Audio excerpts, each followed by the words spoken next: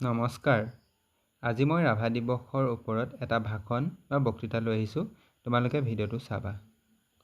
পৰজনমৰ শুভ লগনত যদিহে আমাৰ হয় দেখা, পুৰাবানে প্ৰিয়ে এই জনমত মোৰ হিয়াৰ অপূৰ্ণ আশা। নমস্কাৰ। আজি সভাৰ সন্মানীয় সভাপতি মহোদয়, মঞ্চত উপবিষ্ট শ্ৰদ্ধাৰ শিক্ষাগুৰুসকল, অতিথিবৃন্দ, লগতে সভাত উপস্থিত মোৰ মৰমৰ বন্ধু-বান্ধৱী, দাদা বাইদেউ আৰু ভাইটি ভণ্টিসকল। আজি আমি ইয়াত একত্ৰিত হৈছোঁ ৰাভা দিৱস উদযাপন কৰিবলৈ, যি প্ৰতি বছৰে 20 জুন তাৰিখে পালন কৰা হয়। অসমীয়া জাতীয় জীৱনৰ এক গৌৰৱোজ্জ্বল তথা স্মৰণীয় দিন ৰাভা দিৱস। বিষ্ণুপ্ৰসাদ ৰাভা কেৱল এজন ব্যক্তিয়েই নাছিল, তেওঁ আছিল এটা যুগ। তেওঁ একাধাৰে বিশিষ্ট শিল্পী, কবি, নাট্যকাৰ, চিত্ৰকৰ, সংগীতজ্ঞ, নৃত্যবিদ, অভিনেতা আৰু মুক্তিযুঁজাৰু আছিল। 1909 চনৰ 31 জানুৱাৰীত বেংগল প্ৰেচিডেন্সিৰ এতিয়া বাংলাদেশ ঢাকাত বিষ্ণুপ্ৰসাদ ৰাভাৰ জন্ম হৈছিল।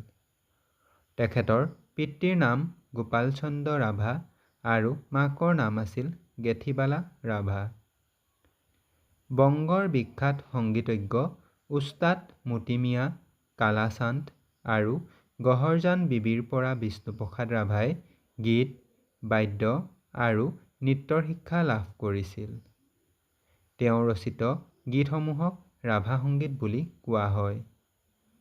1940 চনত কাশী হিন্দু বিশ্ববিদ্যালয়ৰ আমন্ত্ৰণ ক্ৰমে বাৰাণসীত তাণ্ডৱ নৃত্য, ওজাপালি নৃত্য আৰু কালীয়দমন নৃত্য প্ৰদৰ্শন কৰি খ্যাতি অৰ্জন কৰিছিল আৰু ইয়াতেই ড সৰ্বপল্লী ৰাধাকৃষ্ণনে তেখেতক কলাগুৰু উপাধি প্ৰদান কৰিছিল। বিষ্ণুপ্ৰসাদ ৰাভাই ৰাছিয়াৰ বিশ্ববিখ্যাত নৃত্য পটীয়সী আনা পাভলোভাৰ নৃত্য দেখি বিশেষভাৱে অনুপ্ৰাণিত হৈছিল। বিষ্ণুপ্ৰসাদ ৰাভা এজন নিখুঁত চিত্ৰকৰ আছিল। তেখেতে বহুত চিত্ৰ আঁকিছিল।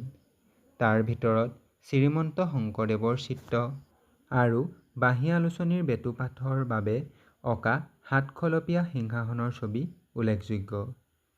বিষ্ণুপ্ৰসাদ ৰাভাই 1969 চনৰ 20 জুন তাৰিখে আমাক কন্দুৱাই পৰলোকলৈ গমন কৰে। তেখেতৰ মৃত্যুৰ দিনটো অসমবাসীয়ে বিষ্ণু ৰাভা দিৱস বা ৰাভা দিৱস হিচাপে পালন কৰে। আজিৰ যুৱ প্ৰজন্মই তেওঁৰ সৃষ্টিৰাজি আৰু ত্যাগৰ বিষয়ে জনাটো অত্যন্ত প্ৰয়োজনীয়। ইয়াকে কৈ মোৰ চমু বক্তব্যৰ সামৰণি মাৰিছোঁ। ধন্যবাদ।